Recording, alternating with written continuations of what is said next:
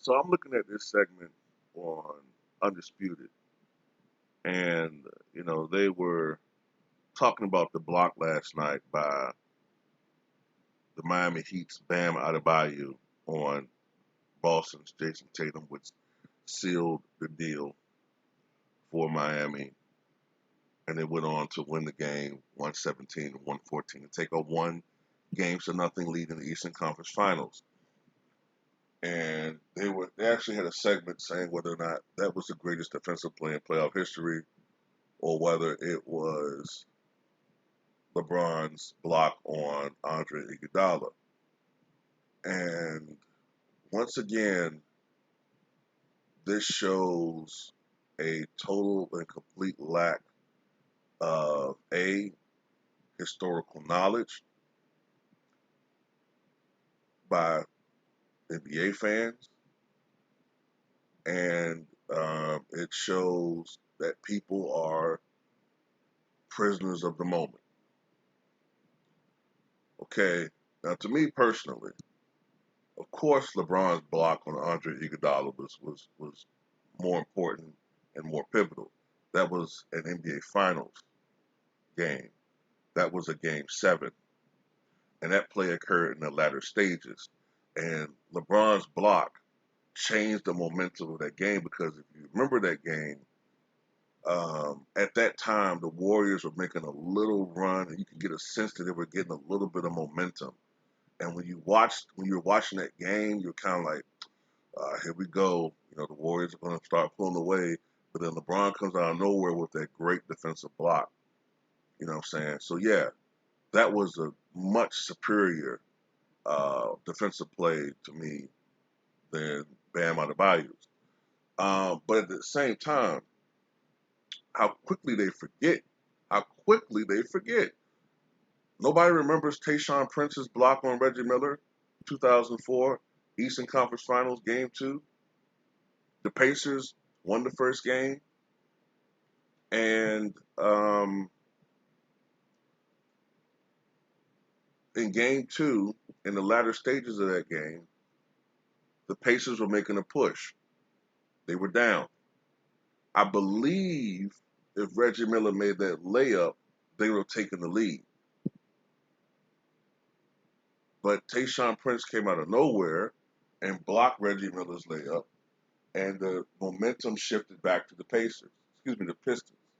And the Pistons won that game, and they came away from Indiana with a 1-1 split, which was crucial because they wound up winning that series in 6 games. If the Pacers had won that game, maybe Indiana forces a Game 7, which would have been favorable to them, or maybe they win the series. You just don't know before 7 games. But that was a very important defensive play, and one of the most important defensive plays in the history of the Detroit Pistons franchise. You know what I'm saying? And ultimately, Detroit went on to win the championship that year. But there's some other things I can mention, like, and this is something that never really gets brought up. I brought it up a couple of months ago, and I brought it up quite a few times. When it comes to great defensive plays, right? Nobody ever mentions Scottie Pippen's deflection slash steal in Game 6, 1997 NBA Finals. His deflection and steal to Tony Kukoc for the breakaway dunk, which sealed the deal for the championship. Nobody ever mentions that play because I don't know what it is. Scottie Pippen is very underrated. You know what I'm saying? Maybe because it happened so fast, people didn't really get a chance to analyze it. You know what I'm saying? Maybe that has something to do with it. People didn't really get a chance to appreciate it. But you got to remember, before he deflected and stole that inbound pass, the game was 88-86 Chicago. So Utah, I think it was 5 seconds to go or 4 seconds to go. Utah could have easily, you know what I'm saying, made a 2 or made a 3 to take the lead. So Scottie Pippen's defensive play was very pivotal, but it never gets mentioned.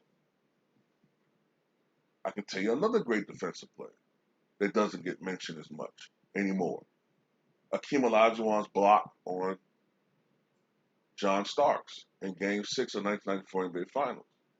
Now, we all know John Starks played like shit in Game 7, but he was actually one of the big reasons why coming into that Game 6, the Knicks had a 3-2 lead. And Olajuwon's block on John Starks preserved the victory for Houston. And I don't know what it is. A lot of people tell you this if they watch that game. I have a feeling, I really do. I have a feeling if Olajuwon didn't block that shot, that three was going in. John Starks was hot that game. I don't know what it is. We look at the trajectory of the shot because he didn't really block it. He got enough of it so that it altered. You know, say it was a block, but he didn't like boom. You know, he deflected, blocked it more. But if you look at the trajectory of that ball, man, I swear it looked like because John Starks was wide open. I feel like John Starks would have made that three, man. If they had made that three, the Knicks would have won the championship. So that's a key defensive play, but I guess that's forgotten. You know what I'm saying? What else? Gerald Henderson's steal in 1984 in the NBA Finals. I can't remember what game it was. Was it Game 4? But I know it was when it was. I wonder if it's the same game where Kurt Rambis clotheslined. When Kevin McHale clotheslined Kurt Rambis. Was it that game? It might have been the same game. My head wanted to say it was Game 4 or something like that, but it was during the time when Boston decided to, instead of trying to run and gun with these guys, we're going to try to, prove the fact that we think that we're a tougher team than them. And toward the latter stages of a game, I can't remember everything in the play anymore, but Gerald Wilkins stole a pass that I think was intended for James Worthy. But that was a critical steal because it changed the momentum of that game and ultimately that series. You know what I'm saying? That was a big play. And then an even bigger play was Larry Bird stealing the ball in 1987. Now, everybody remembers that one if you were around. That was Game 5. And the Pistons should have won that game. The Celtics had no business winning that game. But Larry Bird, because I guess Isaiah let his guard down, thinking the game was over, he let off a lazy pass, and Larry Bird saw it, and he stole it, and made sure that he tight-roped the line so that he didn't go out of bounds, and was able to, all in one motion, steal the ball, look over his shoulder, see any cutters. He saw Dennis Johnson and laid a perfect pass to Dennis Johnson. And that salvaged the season for the Boston Celtics. And they went on to go to the NBA Finals.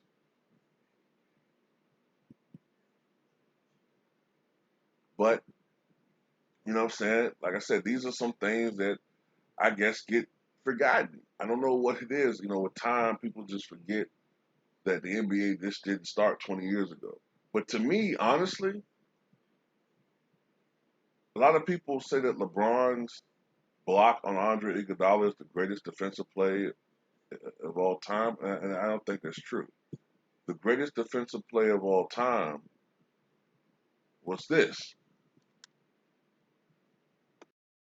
5 seconds left. Boston only has a 1-point lead. Greer's putting the ball on a play. He gets it out deep, and Havlicek steals it. Over the Sam Jones. Havlicek stole the ball. It's all over. It's all over. Johnny Havlicek is being mobbed by the fans. Bill Russell wants to grab Havlicek. He hugs him. He squeezes John Havlicek. The Celtics win it. 110 for 109. Look, I get it, man. I know some people can be like, man, I'm not gonna give credit to no white boy over LeBron. I get it. I get it. I get it 100%. But at the end of the day, John Havlicek is at least a top 25 all-time player. You know what I'm saying? At one point in time, he was top 10, and he is arguably one of the top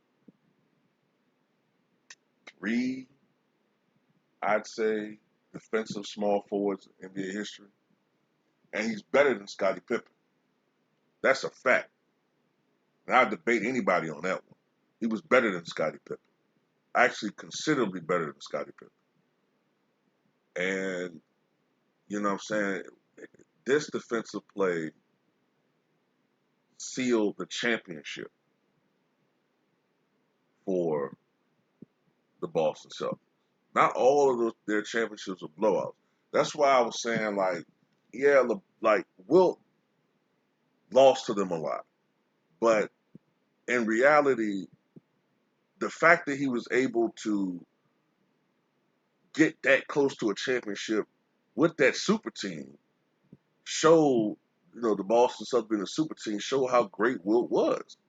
Like, I just saw something that refreshed my memory. Boston was pulling away, right? But Wilt scored 10 consecutive points down the stretch to bring them within 110, 109. And then Bill Russell, I think he turned the goddamn ball over, trying to inbound it. And then the Sixers was about to get the possession. And the way Wilt was going, shit, they may have won the championship in 65. But that's when Havlicek stole the ball. So when you look at the context of what happened, John Havlicek had a very clutch defensive play. So at the end of the game, you know what I'm saying? At the end of the day, yeah, I mean, you can make a great argument that John Havlicek is still the greatest defensive play in the history of the NBA as far as playoffs is concerned.